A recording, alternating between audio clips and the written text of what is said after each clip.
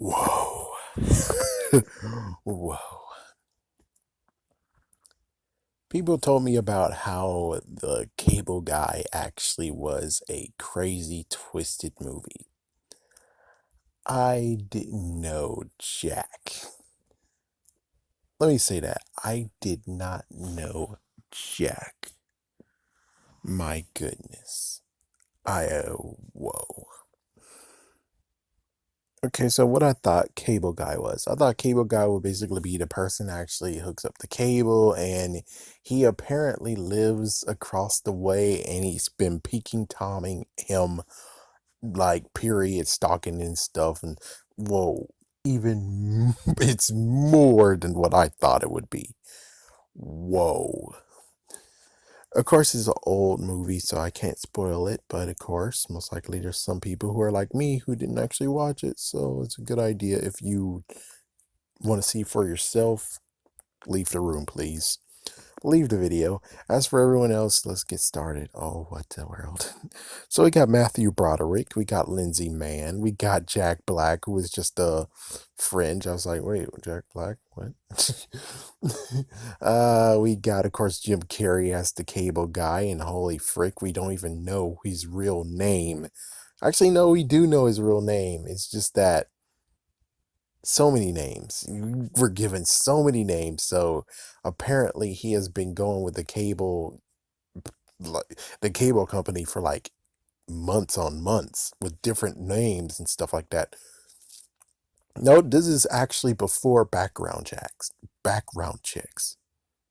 But holy crap, this guy knows how to freaking do cable, period. Because I guess he was trained to do it, and he knows how to hook up cable without people paying for it. Which you would wonder, they should have been found this guy, even though I think he lives in the van. Whoa. So he was able to actually use the power and steel and be able to actually install cable because he knows how to do it. And there's really no way how to actually not untrain someone how to install cable. So, in a way, I think almost everyone, well, not really these days, but like back in the day, I'm pretty sure you're able to actually get cable for free, even if you actually know how to do it. It's like you're able to do it. It's like, wow. So Matthew Broderick's character and Lindsay Mann's character used to be a thing, and then well, they broke up because she couldn't take the whole thing of marry me, and it's like, whoa. So you were already living together and everything, but the whole now you're gonna get married and be truly official, and you're not gonna be living in sin. Oh no, I gotta kick him out. So he had to get his own place, and with that, he actually had to get the cable installed. Thus, here comes Chip. So Chip comes in, installs, and he makes friends with him, and then all of a sudden, man, there's something wrong with this guy. He wants to hang out with him, and he does, and he actually does the same spiel. Apparently, I think he does the same spiel with everyone who's a friend, but for some weird reason, everyone else was not affected by him. Like, for instance, later on, he actually has a karaoke party, and well, none of them there are completely like weirded out or anything. So that's, huh. And then okay, well, I'm jumping too far. So he decides to actually invite him out another night, which was medieval times, and I'm like, that waitress reminds me of someone. I think I saw her before, and it's like, yeah. Then they gave me the name, and I'm like, I know her from somewhere. It's just that her name doesn't match. She's like, what was she actually a girl from The Craft? Question mark. It's like, I don't know. So yeah, the medieval thing, and oh my gosh, it went like crazy. What the frick? Oh, what the hell? Oh my goodness. Then after that, I think then the karaoke part. Of course, note Matthew Broderick's character actually is a mainstream dude. He actually is able to. He's works in construction and everything, and sadly that got destroyed at the very end. He also got arrested because, well, Chip decided to give him all this freaking stuff, and then all of a sudden he gets someone else to be as claim it. It's like he has a power within the whole entire city. It's like, what the frick, man? And all he wants was just to have Matthew's character to be his friend, but he's being too obsessive, and it turns out that when it comes straight down to it, he was actually fired because of this, the fact of the obsessiveness that he showed. It's like, yeah, that makes sense. It's like, yeah, that makes sense. What the freaking world? And so the karaoke party happened. As soon as that happened, then, well, okay, well, anyways, boy. Oh, it's just so much to actually digest where it's like, wow, so karaoke party, she actually, Lindsay Mann's character actually has someone she's dating now, because he's like, after one moment of where he tried to actually win her back, well, she's gonna date someone, and that guy actually got assaulted in the bathroom thanks to the cable guy. The photo was so damn funny too.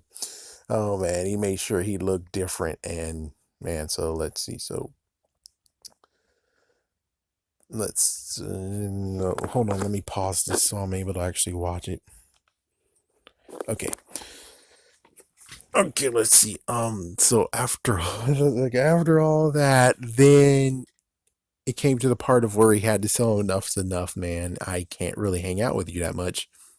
Jack Black character, he was actually first was like slip him 50 and you'll get free extras. And well, that cable guy that he chose, aka the cable guy, well, he gave the whole thing for free apparently. It's like, whoa, what the frick? So yeah, he continues on. Oh yes, I forgot about the basketball game, the in quotations basketball game. So one of his friends or coworkers got hurt, and then well, Chip was there, so he does it, and holy frick, he wrecked a freaking basketball beam. Psst. Yeah, you saw Bedazzled, right? Yeah, he did that. What the frick? Oh my goodness. So yeah, he tried to actually call him a few times. He didn't answer back because, well, he was doing stuff, and it's like, yeah. And then I think that was before the karaoke. Then karaoke happened, and well, that's what the straw that broke the camel's back. Heather was a freaking prostitute that he hired to boost his confidence, and it's like, Chip, you should have kept that a secret, man. It's like you should have kept that a secret, but nope.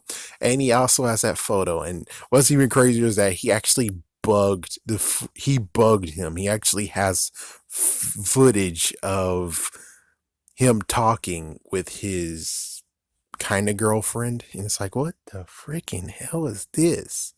So yeah, that's amazing how that just played out, and then he actually used it later. So as soon as everything went messed up, he did so many things, from actually interwoven himself into crap, I forgot her name, but anyways, Lindsay Leslie Mann's character's life now, and then he got himself invited into the Matthews family's gathering of family dinner, and then oh my gosh, he decides to do something messed up and twisted, which is all the stuff he wrote for Pictionary or Password was lewd, pornographic, or adult content, from vagina and nipple and foreskin. What the frick, dude? That sounds like the guy that I used to be a friend with. He would have done that shit. He would have done that shit. And I'm like, thank goodness, no, I would not have I actually let him come and freaking family. No. Not to mention, I won't really have a family gathering like that anyway, so thank goodness that wouldn't even be a problem.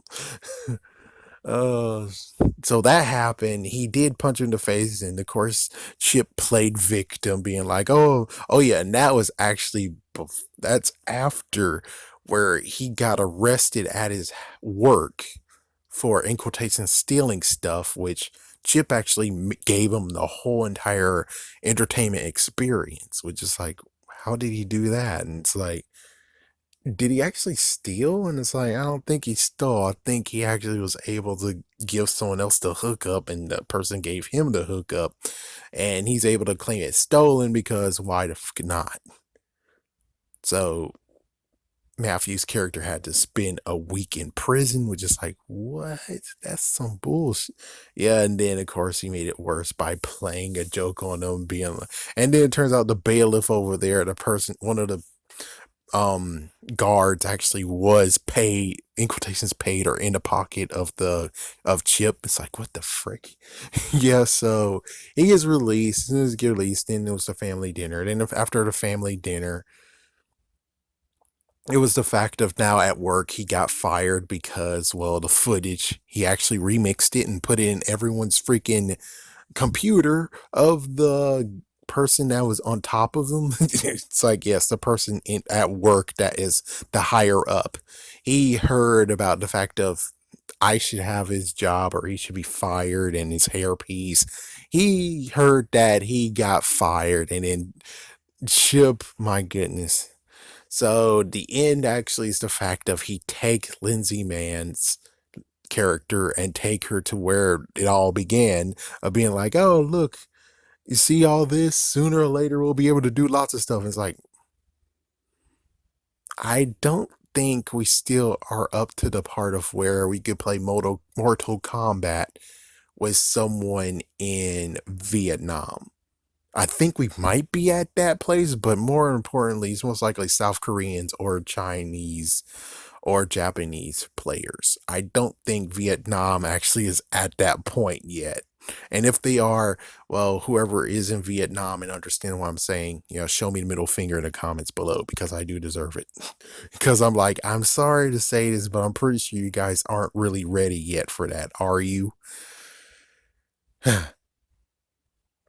So yes, the final confrontation where they're actually, yeah, and then it's like he has her dangling, and then they all climb up together, and then he now has this weird moment of being like, "Mama, Mama, Angel, Mama," because we got to see a flashback of him actually getting plopped in front of the TV, so his mom can go out and give him a little brother. What the fuck? Yes, what the fuck? So in the end, he was gonna kill himself, in quotations, kill himself or destroy the satellite dish. So, yeah, because with all this happening, you also have people glued to the TV finding out about a trial of Ben Stiller's character who's directing this movie. He played, his character has a twin brother, and they're both used to be actors of this TV show, and then in later years one killed the other. One was in a cult.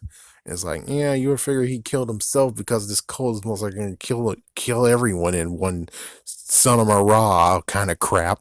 And it's like, no, he actually takes a shotgun and kills his twin brother, and now here's the trial of it. And it's kind of funny, listen to the phone call he made 1 month before he confessed, saying, oh my gosh, he got killed by an Asian gang member. He was speaking foreign language and he's Asian. It's like, good God, isn't that how it is these days? Oh my gosh, some Mexican guy. It's like, or some black guy. It's like, hey, what the frick, dude? You're a bastard. Just admit you killed him. So everyone's glued in a TV to find out what's the verdict. Is he guilty or not guilty? Which chances are he is guilty.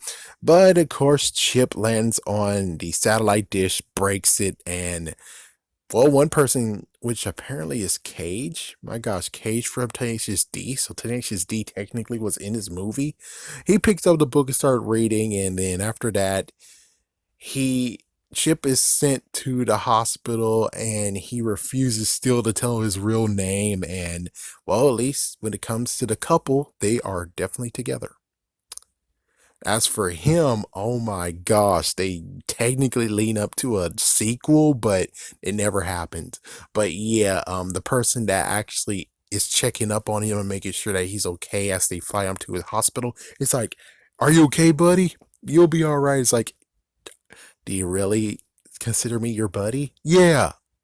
oh. Uh-oh. And there goes the sequel. Of course, that never happens. Anyways, that's pretty. There you go. It's like, yeah. I did not know what this movie was, but holy frick, it did actually kick as hard as it could. And I'm like, yeah, I didn't know what I was getting into. And yes, this is unbelievably creepy and what the frick. Like the whole thing of where it's like, it's creepy. I'm pretty sure he's stalking and he has binoculars and he's looking through his freaking window and crap. No, it got even, what the fuck, even more. Jeez. My goodness.